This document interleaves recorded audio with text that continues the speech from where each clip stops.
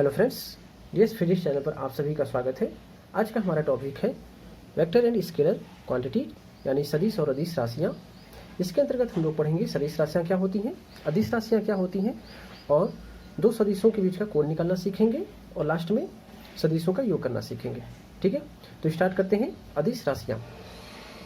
तो अदिश राशियाँ क्या होती हैं? कुछ भौतिक राशियाँ ऐसी होती हैं जिनमें केवल परिमाण यानी मैग्नीट्यूड की आवश्यकता होती है, उनमें कोई भी दिशा नहीं होती।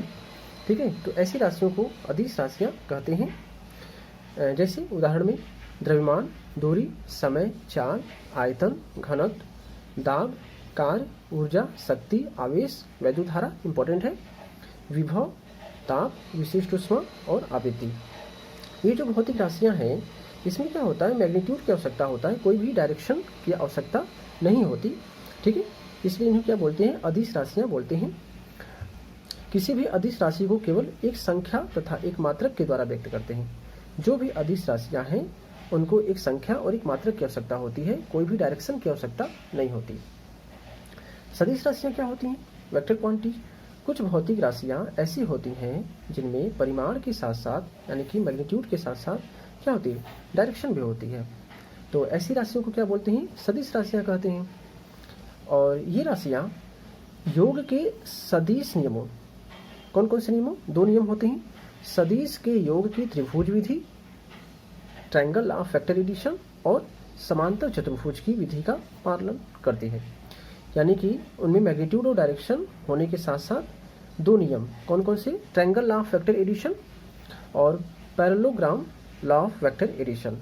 यानी कि सदिश के योग की त्रिभुज विधि और समांतर चतुर्भुज की विधि का पालन करती हैं तो क्या कहलाती हैं?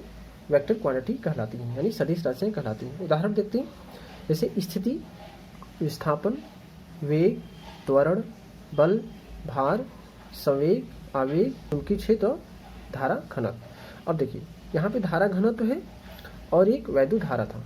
ये क्या है? वैद्युत धारा। तो जो वैद्युत धारा है वो क्या है? अदिश राशि है, और जो धारा घनत्व है वो क्या है? सदिश राशि है।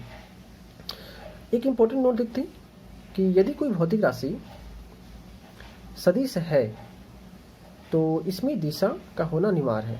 यानी अगर कोई भौतिक राशि जो सदिश है तो उसमें दिशा अनिवार्य होगा, परंतु यदि किसी भौतिक राशि में दिशा है तो इसका सदिश होना अनिवार्य नहीं है। ठीक है, लेकिन अगर ऐसा है कि अगर उसमें दिशा है तो उसका सदिश होना अनिवार्य नहीं। जैसे वैद्युत धारा, वैद्युत धारा में क्या होता है कि मैग्नीट्यूड भी होता है और डायरेक्शन भी होता है, लेकिन फिर भी यह सदिश राशि नहीं है, यह अदिश राशि है। क्यों? क्योंकि ये जो triangle law of vector addition है ना, सदिश के योग की त्रिभुज विधि, इसका ये पालन नहीं करता है। ठीक है, समझ में? आगे देखते हैं, दो सदिशों के बीच का कोण। इसके अंतर्गत हम लोग सदिशों के बीच का कोण निकालना सीखेंगे। ठीक है, तो अगर कोई भी सदिश राशि है यानी कि कोई भी सदिश है तो उसको क्या एरो से प्रदर्शित करते हैं। एरो में एक हेड होता है और एक टेल होता है। जो नुकीला भाग उसको क्या बोलते हैं? हेड, और पीछे के भाग को क्या बोलते हैं? टेल। ठीक है, तो अब कोण कैसे निकालेंगे?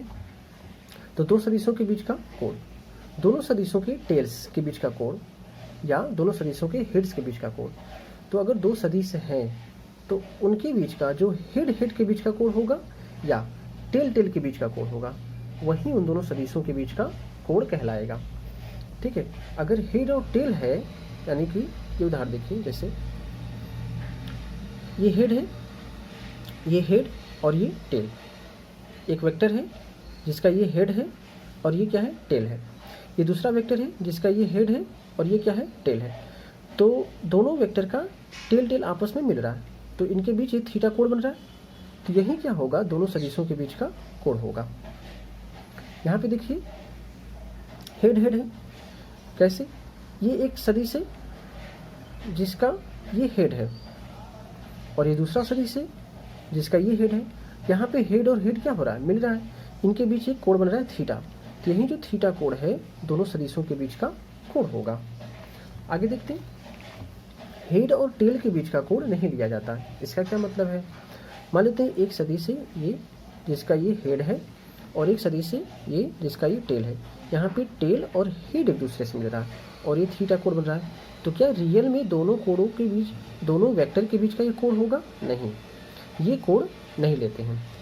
ठीक है, तो इन शॉर्ट में क्या कह सकते हैं कि दो वेक्टर हैं, तो दो वेक्टर के बीच कोण कब होगा, जब दोनों हेड और हेड के बीच का कोण या दोनों टेल और टेल के बीच का कोण हो, तो वहीं दोनों वेक्टर के बीच का कोण। उदाहरण से समझते हैं, यानी कि सदिशों के बीच का जो कोण है उसको उदाहरण से निकालना समझते हैं।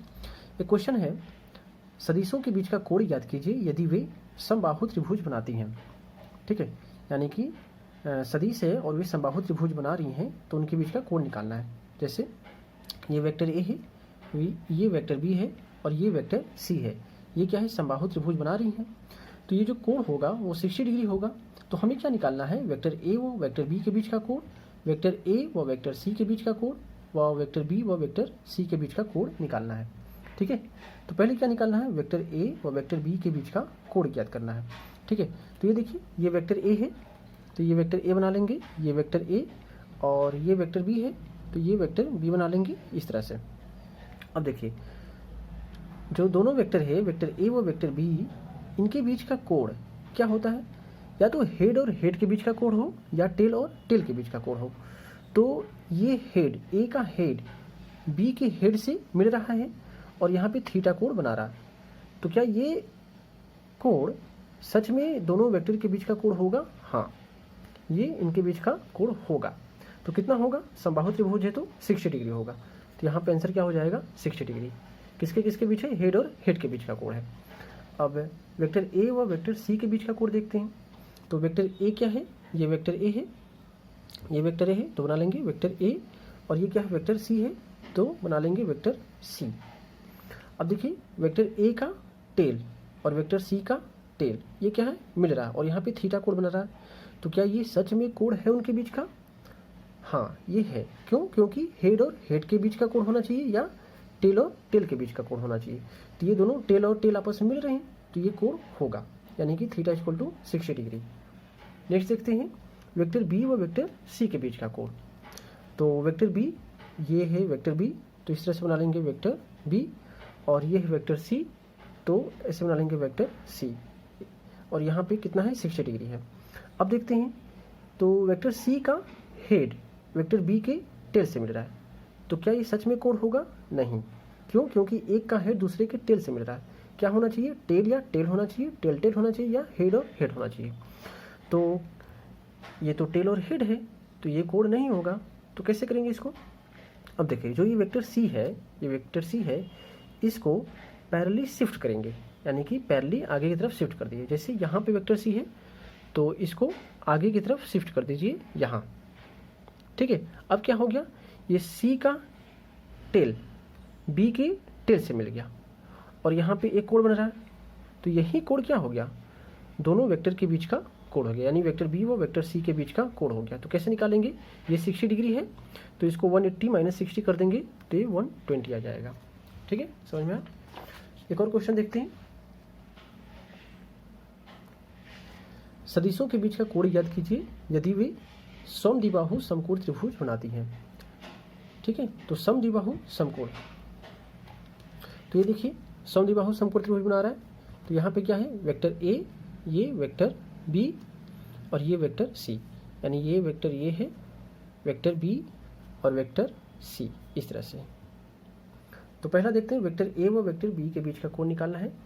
तो ये वेक्टर ए है, ये वेक्टर ए और ये वेक्टर बी, तो क्या ये कोण जो 45 बन रहा है, ये क्या सच में इन दोनों के बीच का कोण होगा? नहीं। क्यों? क्योंकि यहाँ पे देखिए एक का हेड दूसरे के टेल से मिल रहा है, तो हेड टेल है तो ये नहीं होगा। क्या होना चाहिए, हेड हेड होना चाहिए या टेल और टेल होना चाहिए। तो हम लोग क्या करेंगे, ये जो वेक्टर ए है इसको पैरेलली शिफ्ट कर देंगे, यानी इस वेक्टर ए को पैरेलली शिफ्ट कर दिए। जैसे यहाँ पे वेक्टर ए होता तो इसको क्या किया, पैरेलली शिफ्ट कर दिए ऊपर, तो अब ए का टेल बी के टेल से मिल गया और यहाँ पे एक कोण बन रहा है, यही कोण क्या हो गया, दोनों वेक्टर के बीच का कोण होगा। तो इसको कैसे निकालेंगे, ये 45 है तो 180 माइनस 45 कर देंगे तो 135 हो जाएगा। ठीक है, वेक्टर बी व वेक्टर सी के बीच का कोण देखते हैं, वो क्या है, तो ये है वेक्टर बी, ये है वेक्टर बी और ये है वेक्टर सी, ये है वेक्टर सी। यहाँ पे कितना कोण बना, 45, तो क्या ये सच में कोण होगा इनके बीच का? देखते हैं, बी का हेड सी का टेल, ये नहीं होगा क्योंकि हेड और टेल हो गया, क्या होना चाहिए, हेड हेड होना चाहिए या टेल और टेल होना चाहिए। तो क्या करेंगे, इस वेक्टर बी को इसी के पैरेलल में शिफ्ट कर देंगे, यानी इसको उठा करके इसी के पैरेलल में शिफ्ट कर दी, यानी इस वेक्टर बी को उठा करके यहाँ पे शिफ्ट कर दी। ठीक है, तो क्या हो गया, सी का टेल बी के टेल से मिल गया। ठीक है, और यहाँ पे एक कोड बन गया। ठीक है, तो ये कितना होगा, 180 माइनस 45 कितना हो जाएगा, 135। अब क्या है, वेक्टर ए व वेक्टर सी के बीच का कोड देखते हैं। ठीक है, तो ये हो गया वेक्टर सी और ये हो गया वेक्टर ए। अब ये कोड देखिए, सी का हेड और ए का टेल। ठीक है, तो ये कोड तो होगा नहीं क्योंकि टेल हेड है, तो क्या करेंगे, वेक्टर सी को आगे की तरफ शिफ्ट कर देंगे, इसके पैरेलल में शिफ्ट कर दिए। तो ये क्या हो जाएगा, सी का टेल और ए का टेल मिल गया, और इनके बीच का कोण कितना है, 90 डिग्री है। तो यही जो 90 डिग्री है, ये दोनों वेक्टर बी वेक्टर ए के बीच का, यही जो 90 डिग्री है वेक्टर ए व वेक्टर सी के बीच का कोण है। आगे है सदिशों का योग, एडिशन ऑफ फैक्टर्स। इसमें क्या करना है, सदिशों का योग निकालना है। तो दो सदिश ऐसे ढूंढने हैं जिसमें एक सदिश के हेड से दूसरे सदिश का टेल जुड़ा हो। ठीक है, जैसे इस तरह से आपको फिगर दिया रहेगा और इसमें पूछेगा कौन सा रिलेशन करेक्ट है। ठीक है, तो vector A plus vector B equal to vector C ऐसे करके ऑप्शन दिया रहेगा। तो ये सदिशों का योग होता है, इसको सीखना कैसे लिखा जाता है। तो मान लीजिए ये फिगर दिया है, इससे पूछेगा कि इनके योग फॉर्म में लिखिए। ठीक है, तो कैसे करेंगे, इस फिगर में यहाँ पे देखिए पहला पॉइंट क्या है, दो सदिश ऐसे ढूंढने हैं जिसमें एक सदिश के हेड से, यानी कि पहला सदिश है उसके हेड से, इसमें देखिए पहला सदिश मान लेते हैं ये है, तो उसके हेड से दूसरे सदिश का टेल जुड़ा हो, यानी दूसरे सदिश का टेल जुड़ा हो, यानी बी का टेल जुड़ा हो। तो ऐसे दो सदिश उसमें पहले ढूंढने हैं। ठीक है, जैसे ऐसा ढूंढना है कि एक सदिश का हेड से दूसरे सदिश का टेल जुड़ा हो। ठीक है, यानी कि यहाँ पे देखिए वेक्टर ए और वेक्टर बी है, तो ए का हेड बी के टेल से जुड़ा हो। ठीक है, ऐसे दो सदिश ढूंढ लेंगे। फिर क्या करेंगे, ऐसे दोनों सदिशों को योग से प्रदर्शित करेंगे। अब इन दोनों सदिशों क्या कर देंगे, ऐड कर देंगे, योग कर देंगे, यानी कि vector A plus vector B हो जाएगा, vector A plus vector B हो जाएगा। अब तीसरा देखते हैं स्टेप क्या है, यदि दूसरे सदिश का हेड, यानी ये जो दूसरा सदिश है इसका हेड तीसरे सदिश के हेड से जुड़ा हो, यानी कि जो तीसरा सदिश होगा ऐसे तीसरे सदिश के हेड से जुड़ा है, तो ये जो अभी योग किए हैं vector A plus vector B, इसको तीसरे सदिश के बराबर कर देंगे। ठीक है, एग्जाम्पल देखते हैं, ये क्या है वेक्टर ए, ये क्या है वेक्टर बी और ये क्या है वेक्टर सी। अब इसमें देखते हैं कि दो ऐसे सदिश ढूंढिए जिनमें पहले का हेड दूसरे के टेल से जुड़ा हो। तो यहाँ पे देखिए वेक्टर ए और वेक्टर बी है, तो वेक्टर ए का हेड बी के टेल से जुड़ा हो।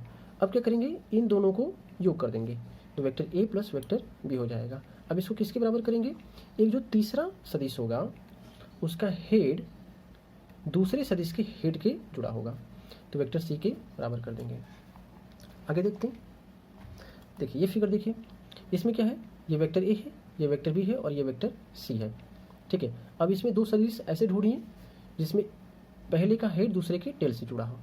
तो यहाँ पे ए और बी देखिए, ए का हेड बी के टेल से जुड़ा हो, तो अब इसको क्या करेंगे, योग कर देंगे, तो vector A plus vector B किसके बराबर करेंगे, जो तीसरा सदिश होगा उसके बराबर, वेक्टर सी के। ध्यान रखना है कि जो तीसरा सदिश है उसका हेड दूसरे के हेड से जुड़ा हो, तभी ऐसे करेंगे। अगर ये अपोजिट हुआ तो यहाँ पे माइनस के साथ करेंगे, वो भी देखते हैं। ये देखिए वेक्टर ए, वेक्टर बी और वेक्टर सी है। अब इसको योग फॉर्म में लिखना है, तो कैसे लिखेंगे, पहले दो ऐसे सदिश ढूंढिए जिसमें पहले का हेड दूसरे के टेल से जुड़ा हो। तो देखिए बी और ए देखिए नहीं हो पाएगा, ए और सी देखिए, सी का टेल ए के हेड से जुड़ा है, ये हो जाएगा, यानी ए और सी, ये देखिए ए का हेड सी के टेल से जुड़ा है, तो ये हो जाएगा, यानी कि vector A plus vector C लिखेंगे। अब इसको किसके बराबर करेंगे, वेक्टर बी के बराबर कर देंगे। ठीक है, नेक्स्ट है ये फिगर देखिए। अब इस फिगर में क्या करना है, दो ऐसे सदिश ढूंढने हैं जिसमें पहले का हेड दूसरे के टेल से जुड़ा हो। तो वेक्टर बी और सी देखिए, तो वेक्टर बी का हेड सी के टेल से जुड़ा है, तो इसको योग कर देंगे, vector B plus vector C किसके बराबर करेंगे, वेक्टर ए के बराबर कर देंगे। ठीक है, अब देखिए ये फिगर और ये फिगर देखिए, दोनों में क्या डिफरेंस है। यहाँ पे देखिए वेक्टर ए, वेक्टर बी और वेक्टर सी। वेक्टर सी का देखिए, वेक्टर सी का हेड वेक्टर बी के हेड से जुड़ा है, और यहाँ पे वेक्टर सी का टेल बी से जुड़ा है, यानी वेक्टर सी का डायरेक्शन अपोजिट हो गया है। इसको कैसे लिखेंगे, vector A plus vector B, यहाँ पे लिखेंगे माइनस का वेक्टर सी अब लिखेंगे, ठीक है। अब इस माइनस का वेक्टर सी को बराबर किस तरफ लाएंगे तो क्या हो जाएगा, vector A plus vector B plus vector C, ठीक है। इस फिगर में देखिए ये है वेक्टर ए और ये है वेक्टर सी, ठीक है। तो इन दोनों को आपस में क्या कर देंगे, योग कर देंगे, क्योंकि ए का हेड सी के टेल से जुड़ा है, तो vector A plus vector C हो जाएगा, ठीक है। अब वेक्टर बी देखिए, तो वेक्टर बी क्या है, अगर वेक्टर बी का हेड सी के हेड से जुड़ा होता तो ये प्लस का भी रहता, लेकिन अब यहाँ पे क्या होगा, माइनस का वेक्टर भी होगा। तो इसको कैसे लिखेंगे, vector A plus vector C plus vector B equal to 0 लिखेंगे, ठीक है। आगे है, यदि 3 सदिश किसी त्रिभुज के चक्रीय क्रम यानी साइक्लिक ऑर्डर में ली गई क्रमशः तीनों भुजाओं द्वारा निरूपित हो तो उनका परिणामी शून्य होगा। ये क्या कह रहा है, जैसे 3 सदिश है, वेक्टर ए, वेक्टर बी और वेक्टर सी, अगर इस साइक्लिक ऑर्डर में है यानी चक्रीय क्रम में है तो इनका योग क्या हो जाएगा, शून्य हो जाएगा। जैसे वेक्टर ए, वेक्टर बी और वेक्टर सी इस तरह से है तो इनका जो योग होगा वो क्या होगा, शून्य होगा, ठीक है। अब ये देखिए एक PYQ है, आश्रम पद्धति 2021, ठीक है, UPPSC ही एग्जाम कराता है, ठीक है, लेक्चरर का पोस्ट। इसमें क्वेश्चन पूछा था वेक्टर ए, वेक्टर बी और वेक्टर सी है, इसमें कौन सा ऑप्शन करेक्ट है पूछ रहा है। अब इसमें क्या करना है, सबसे पहले 2 ऐसे सदिश को ढूंढिए जिसमें पहले का हेड दूसरे के टेल से जुड़ा हो, ठीक है। तो देखिए पहले का हेड दूसरे के टेल से, तो सी का हेड ए के टेल से जुड़ा है, तो इसको क्या करेंगे, आपस में योग कर देंगे, तो vector C plus vector A, vector C plus vector A, ठीक है। तो ऑप्शन आप देख लीजिए, vector C plus vector A किसके बराबर करेंगे, वेक्टर बी के, वेक्टर बी के, तो ऑप्शन नंबर बी करेक्ट है, ठीक है। आगे है सदिशों को जोड़ने की ज्यामिति विधि, सदिश योग का त्रिभुज नियम यानी ट्रायंगल ऑफ वेक्टर एडिशन। यदि 2 सदिशों वेक्टर ए व वेक्टर बी को परिमाण तथा दिशा में किसी त्रिभुज की 2 क्रमागत भुजाओं से निरूपित किया जा सकता हो तो इन सदिशों का परिणामी वेक्टर आर परिमाण व दिशा में त्रिभुज की तीसरी भुजा जो कि विपरीत क्रम में ली गई है के द्वारा निरूपित होगा। ये क्या कह रहा है कि अगर 2 वेक्टर है, वेक्टर ए और वेक्टर बी, और ये त्रिभुज की 2 भुजाओं से निरूपित हो रही है तो इसका जो परिणामी होगा वो तीसरी भुजा के रूप में निरूपित होगा, यानी वेक्टर आर तीसरी भुजा के रूप में निरूपित हो रहा है। तो इसका परिणामी क्या होगा, R equal to square root mod of vector A का square plus mod of vector B का square plus 2 mod of vector A into mod of vector B into cos theta. ये क्या है, मैग्नीट्यूड है, वेक्टर ए का magnitude का square है, ठीक है। इसको देखते हैं, ये जो मॉड ऑफ वेक्टर ए है वेक्टर ए का मैग्नीट्यूड यानी परिमाण है, ठीक है, और मॉड ऑफ वेक्टर बी क्या है, वेक्टर बी का परिमाण है। इसको निकालेंगे कैसे, जैसे वेक्टर ए है ये किस फॉर्म में दिया होता है, A X I cap A Y J cap A Z K cap, ठीक है। तो मॉड ऑफ वेक्टर ए निकालना है तो कैसे निकालेंगे, स्क्वायर रूट ए एक्स का स्क्वायर प्लस ए वाई का स्क्वायर प्लस ए जेड का स्क्वायर करेंगे, और मॉड ऑफ वेक्टर बी है यानी कि बी का मैग्नीट्यूड, तो इसको निकालेंगे स्क्वायर रूट बी एक्स का स्क्वायर प्लस बी वाई का स्क्वायर प्लस बी जेड का स्क्वायर, ठीक है। और ये जो परिणामी है, परिणामी वेक्टर आर है उसकी दिशा, यहाँ पे देखिए जो रिजल्टेंट वेक्टर है आर, जो रिजल्टेंट वेक्टर आर है उसकी दिशा, ये वेक्टर ए से अल्फा कोण बना रहा है, ठीक है। तो इसको कैसे लिखेंगे, tan alpha equal to B sine theta बटे A plus B cos theta, ठीक है, ये हो गया। आगे है सदिशों के योग के समांतर चतुर्भुज नियम, parallelogram law of vector addition. ये क्या है, यदि किन्हीं 2 सदिशों का परिमाण व दिशा में किसी समांतर चतुर्भुज की किसी बिंदु से खींची गई 2 संलग्न भुजाओं से प्रदर्शित करें तो उनका परिणामी परिमाण व दिशा में समांतर चतुर्भुज की उस विकर्ण द्वारा निरूपित होगा जो उस बिंदु से खींचा गया है। यानी कि अगर 2 वेक्टर है, वेक्टर ए व वेक्टर बी, और समांतर चतुर्भुज की 2 भुजाओं से निरूपित हो रही हैं तो जो इसका परिणामी होगा वेक्टर आर वो इसके विकर्ण के रूप में निरूपित होगा, ठीक है। और जो परिणामी होगा उसका मैग्नीट्यूड कितना होगा, vector R equal to magnitude of vector A का square magnitude of vector B का square plus 2 magnitude of vector A into magnitude of vector B into cos theta. और ये जो परिणामी है वेक्टर आर, ये वेक्टर ए से कितने एंगल पर है, अल्फा पर है, तो ये क्या होगा, tan alpha equal to B sine theta बटे A plus B cos theta, ठीक है। आज के लिए इतना ही, अब मिलते हैं नेक्स्ट वीडियो में।